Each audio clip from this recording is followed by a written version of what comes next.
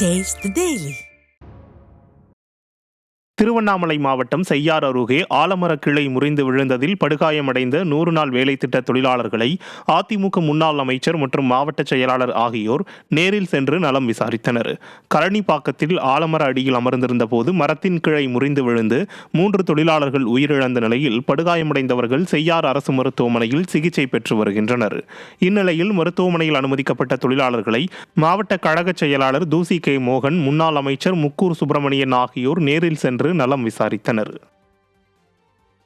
சிவகங்கை சட்டமன்ற தொகுதிக்குட்பட்ட பகுதிகளில் அதிமுக பூத் கமிட்டி நிர்வாகிகள் ஆய்வுக் கூட்டம் நடைபெற்றது.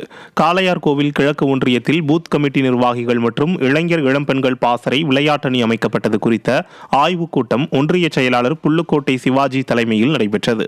இதில் மாவட்ட கழக செயலாளர் PR செந்தில்நாதன், சிவகங்கை மாவட்ட பொறுப்பாளர் AK சீனிவாசன் கலந்து கொண்டு ஆய்வு செய்தனர்.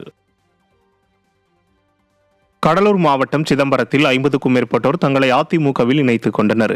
கோவிலாம்பூண்டி பகுதியைச் சேர்ந்த 50க்கும் மேற்பட்ட இளைஞர்கள் கிழக்கு மாவட்ட கழக செயலாளரும் சட்டமன்ற உறுப்பினருமான KA பாண்டியன் முன்னிலையில் சிதம்பரத்தில் உள்ள கழக அலுவலகத்தில் தங்களை அதிமுகவில் இணைத்துக் கொண்டனர். கழகத்தில் இணைந்த அனைவருக்கும் கழக துண்டு அணிவித்து மாவட்ட செயலாளர் வரவேற்றார். இந்நிகழ்ச்சியில் கழக நிர்வாகிகள் ஏராளமானோர் கலந்து கொண்டனர்.